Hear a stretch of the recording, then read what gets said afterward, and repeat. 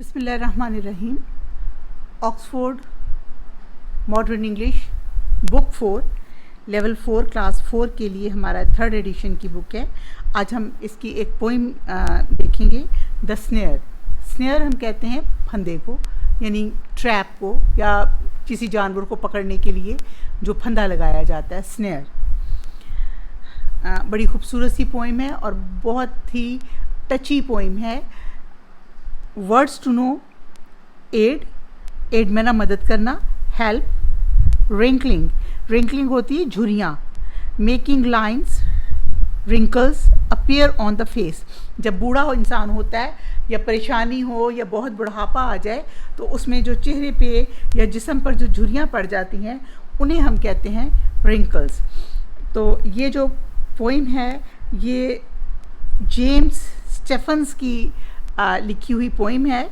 इस पोइम के हवाले से हम थोड़ा सा बुक में जो इन्फॉर्मेशन दी हुई है उससे पहले शेयर करते हैं कि पोइट इस पोइम में क्या कह रहा है और हम इसको कैसे समझ रहे हैं। जेम्स स्टेफन्स 1880 to 1950, ये उनकी डेट ऑफ बर्थ है, ये डेट ऑफ डेथ है। Was an Irish novelist and poet. He was brought up in Dublin, Ireland. After finishing his schooling, he graduated as a scholast clerk. यानी law के एक वो job पे आए। He produced many relating of Irish myth and fairy tales and wrote several original novels and books of poems. उसने बहुत सी poems लिखी, novels लिखे और उसकी जो वहाँ का इलाकाई जो फोक टेल्स हैं, फेरी टेल्स हैं, फेरी जो परियों वाली कहानियाँ, जो तसव्वुराती कहानियाँ, वो बहुत सी लिखी। In this poem he describes how a rabbit gets caught in a snare. इस पोइम में वो क्या बता रहा है कि कैसे एक खरगोश जो है वो एक फंदे में फंस गया। The pain and the cries of the rabbit are heard by a child. उसकी ये जो तकलीफ़ की आवाज़ें थी, रोने की आवाज़ें खरगोश के, वो एक बच्चे ने सुनी। A snare is a piece of wire. Snare क्या होता है अब ये बता रहे हैं आपको। A snare is a piece of wire formed into a loop, जो एक लूप सा बना होता है, यानी एक फंदे की शक्ल में एक बड़ा सा वो होता है, ओपन सी जगह। A hunter find a path going to a rabbit's burrow, जहाँ पे रैबिट के रहने की जगह होल होता है, वो उसको हंटर ने उसको वहाँ पर देख के लगा दिया। He fixes the snare with a stick. उसने एक छड़ी, ये छोटी सी वो किल्ला ठोक के उसके अंदर उसने वो बांध दिया। When a rabbit runs along the path, it puts its neck through the wire. वो उस वायर में फंस गया। The loop of wire tightened round the neck. अगर ये उसके नेक में फंस जाए, सख्ती से टाइट हो जाए, तो रैबिट जो है वो मर भी सकता है और ज़ख्मी भी हो सकता है। Sometimes it kills it immediately. Sometimes it doesn't. कभी कभी इससे मौत आ जाती है, कभी नहीं भी।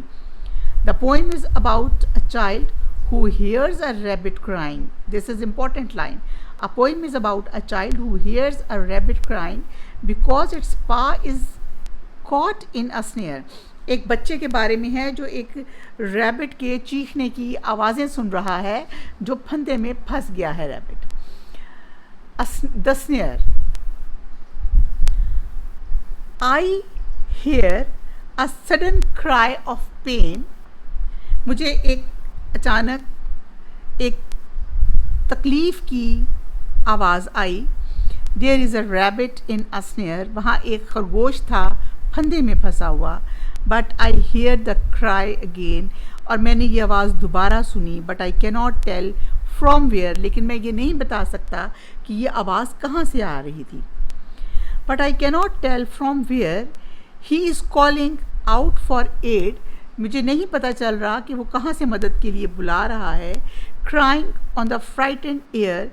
एक डरी हुई हवा में फैली हुई ऐसी आवाज़ जिसमें खौफ था। मेकिंग एवरीथिंग अफ्रेड, उसमें इतनी चीखों पुकार थी, उससे हर तरफ खौफ फैल रहा था. Making everything afraid, wrinkling up his little face, जिसकी वजह से पेशानी पे जो बल पड़ जाते हैं, चेहरे पर जो रिंकल्स आ जाते हैं, सुनने वालों के चेहरे पे, बच्चे के चेहरे पे, या जो भी इसको सुन रहा था उसके चेहरे पे वो रिंकल्स आ रहे थे. Making everything afraid, wrinkling up his little face, and he cries again for aid, और वो दोबारा मदद के लिए पुकार रहा था, चीख रहा था. And I cannot find the place, और मुझे वो जगह नहीं मिल रही जहाँ वो फंसा हुआ था. And I cannot find the place, और मुझे वो जगह नहीं मिल रही जहाँ वो रैबिट फंसा हुआ था. वेयर हिज पा इज़ इन द स्नेयर, उसका पैर किस जगह फंदे में फंसा. लिटिल वन, ओह लिटिल वन, छोटे से, ओ छोटे से. आई एम सर्चिंग एवरीवेयर, मैंने उसे हर जगह तलाश कर रहा हूँ. I am searching everywhere. John Stephens की ये पोइम है, बहुत ही हार्ट टचिंग पोइम है कि बच्चा कैसे एक रैबिट की जो है पेन साथ साथ उसके फील कर रहा है. अब हम जब इसकी एक्सरसाइज सॉल्व करेंगे अंडरस्टैंडिंग द पोइम, तो हमें अंदाज़ा होएगा कि हमने पोइम को कितना सा अंडरस्टैंड किया है. Answer the following question. What does the person hear, उस जो आदमी है जो उसकी रैबिट की आवाज़ सुन रहा है, उसने क्या सुना. What does the person hear. The person hears a sudden cry of pain, अचानक एक तकलीफ दे आवाज़. A person hears a sudden cry of pain. Question number B है, what kind of cry does the rabbit make, किस किस्म की चीखों पुकार रैबिट बना रहा था. Use 3 words to describe the cry, उसकी तकलीफ़ को बयान करने के लिए कुछ अल्फाज, 3 अल्फाज लिखें. द क्राई इज़ सडन, यानी वो अचानक कभी आवाज़ ऊंची होती है जैसे नीचे थी. Cry is sudden. Painful and frightened, बहुत तकलीफ़ वाली थी और खौफ ज़दा करने वाली थी और अचानक थी. C, what does wrinkling means, what does it suggests. It suggests it suggests to make the lines on a face. It suggests pain, feeling pain from the child who is listening the rabbit. D, which part of the rabbit is trapped. His paw. Rabbit's paw was trapped. Which lines tell us that the rabbit is hurt as well as scared. हमें किस line से पता चलता है कि rabbit जो है वो स्केर्ड भी था और हर्ट भी हुआ था. The first line of the poem हम जो पढ़ते हैं, here is a sudden cry of pain, ये फर्स्ट लाइन हमें बताती है कि रैबिट जो है वो फंसा हुआ भी है और तकलीफ़ में भी है. नाउ क्वेश्चन नंबर 2 है हमारा. These questions are more difficult. Discuss them first. ये थोड़े से मुश्किल हैं. Is the listener upset? क्या जो बच्चा उसकी आवाज़ें सुन रहा था वो upset था. Which word or phrase in the poem tell us this? हम पोइम में कौन से वर्ड्स यूज़ हुए हैं जिससे हमें पता चलता है कि बच्चा वाकई अपसेट था. Yes. आंसर है इसका yes. The repetition of I cannot found, repeated lines, the exclamation mark, and oh little one tell us that tells us the listener is upset. जब उसको कहता है oh little one, तो इससे हमें पता चलता है कि जो लिसनर है वो कितना अपसेट है. Which line in the poem are repeated? What effect does this have? कौन सी लाइन है जो बार बार रिपीट हो रही है. But I cannot tell from where and I cannot find the place.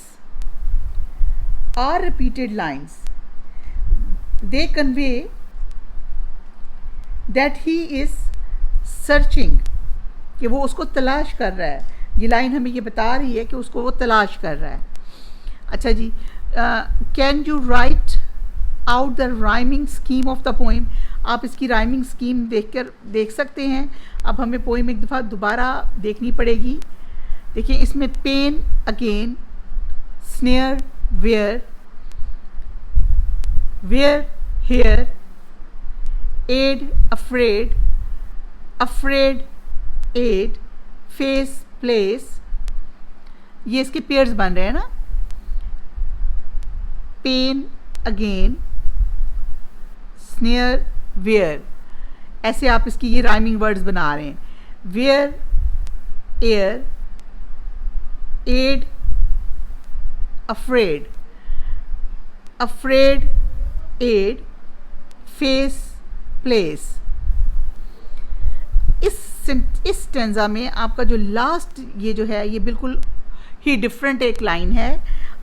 I am searching everywhere, exclamation mark, और वो बता रहा है कि मैंने उसको हर जगह तलाश कर रहा हूँ. प्लेस, स्नेयर वेयर, और ओह वन, ओह लिटिल वन, इसका किसी से वो नहीं हो रहा. नेक्स्ट देखिए, बड़ी ही खूबसूरत पोइम है और हार्ट टचिंग इसके वो आपके क्वेश्चन आंसर्स थे. Answer the question about these lines from the poem. Question number 3 है आपका. Now I hear the cry again but I cannot tell from where. Who is crying? आप बताइए. The rabbit. Why he is crying? Why is he crying?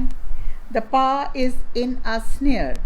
क्योंकि उसका जो पाँव है वो एक फंदे में फंसा हुआ था. The paw is in a snare. तो इस वजह से वो रो रहा था. What is he crying out for? Sorry, आपको नजर ही नहीं आ रहा. What is he crying out for? He is crying for help or aid. What does the poet do when he hears the cries?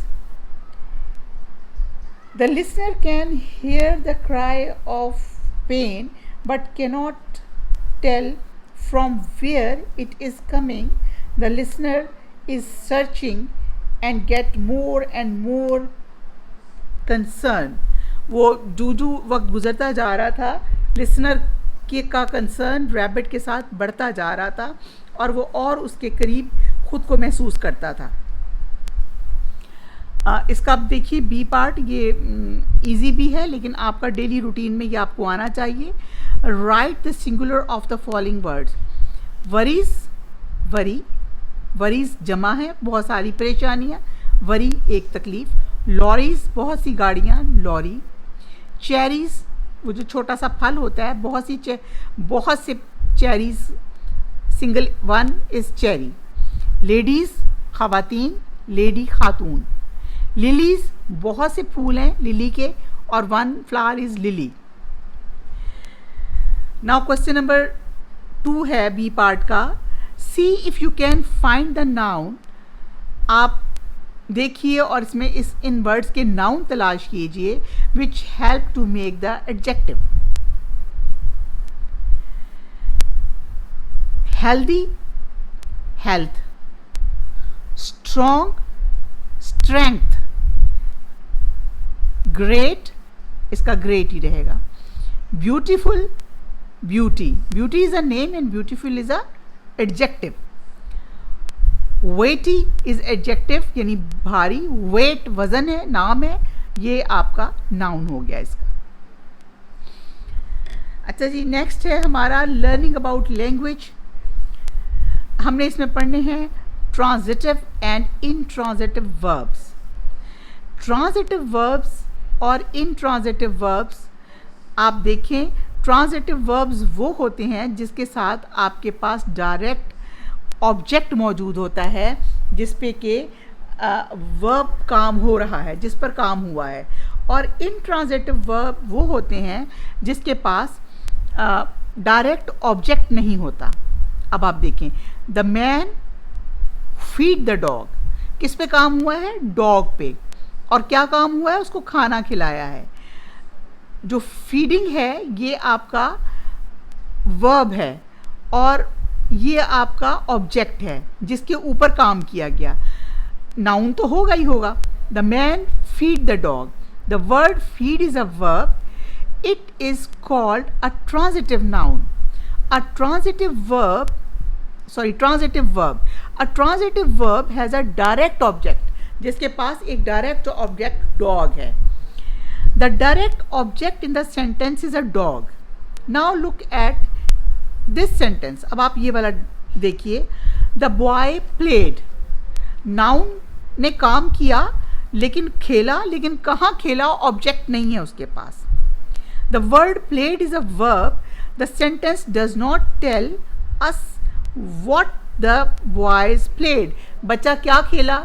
अगर आता the boy played cricket या the boy played with ball तो उसके पास direct चीज़ आनी थी, लेकिन ये आपका जो नाउन है ये intransitive नाउन है। The verb played is called intransitive verb. It does not have a direct object. इसके पास कोई चीज़ नहीं है, सिर्फ इतना बताया कि एक बच्चा खेलता है, खेला। An intransitive verb does not have a direct object. ठीक है? Most verb can used both as transitive और intransitive verbs. बहुत से verb ऐसे होते हैं जिसको आप transitive और intransitive दोनों तरह यूज़ करते हैं। Underline only the transitive verbs in the following. Qamar played hockey. Qamar noun है, प्लेड आपका वर्ब है, हॉकी जिस चीज़ के साथ वो खेला वो है। तो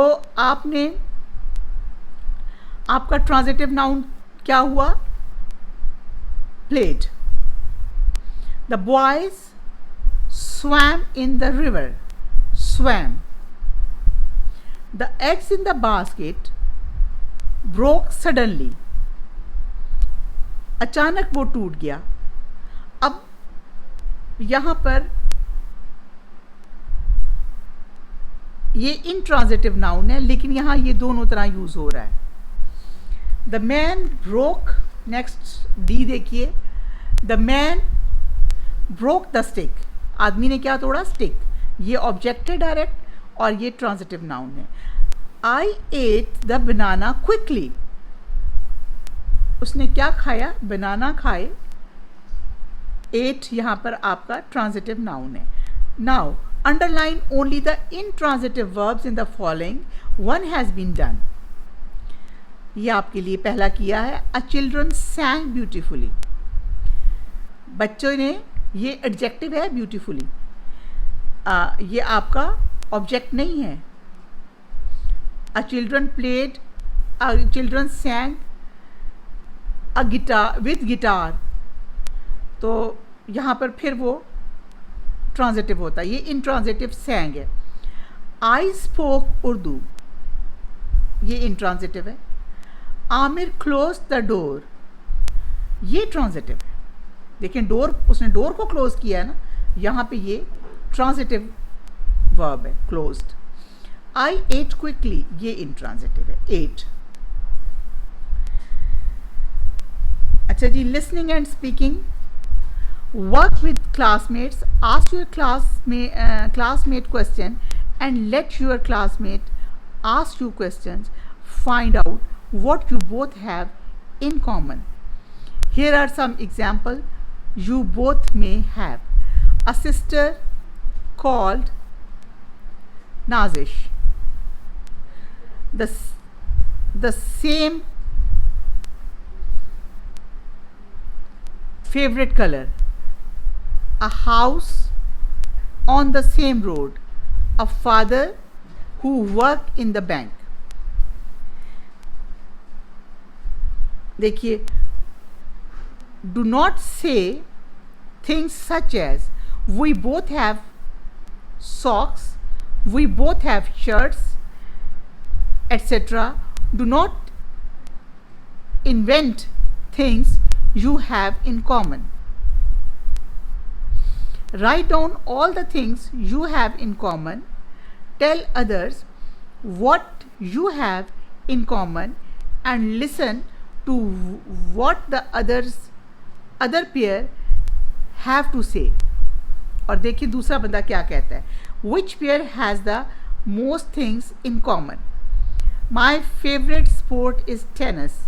My favorite sports is tennis too. ये आप अपने किसी भी फैमिली मेम्बर के साथ इसको कीजिए. ये लर्निंग स्किल है और स्पीकिंग स्किल है. ये अच्छी एक एक्सरसाइज है. आपने सिर्फ कॉमन चीज़ें एंड पर टू ऐड करना है कि मेरे पास भी है. ठीक है ना. लास्ट है right the saddest site you have seen. आपने जो सबसे दुख भरी चीज़ देखी. What is the saddest sound you heard and right about it. या कोई भी एक वाक़या जो आपको बहुत तकलीफ़ देता है उसके बारे में आपने लिखना है. आपकी पोएम कंप्लीट हो गई है. Thank you very much. अल्लाह हाफिज़. आप इस चैनल में एक्सरसाइज के साथ इस पोएम को पढ़िए. लेकिन अगर आप इसको सब्सक्राइब कर लेंगे तो आपको जब भी नई वीडियो आएगी साथ ही उसका नोटिफिकेशन आ जाएगा. इसलिए अगर आप इसके रेगुलर मेंबर हैं तो इसको ज़रूर सब्सक्राइब कीजिए. Thank you very much.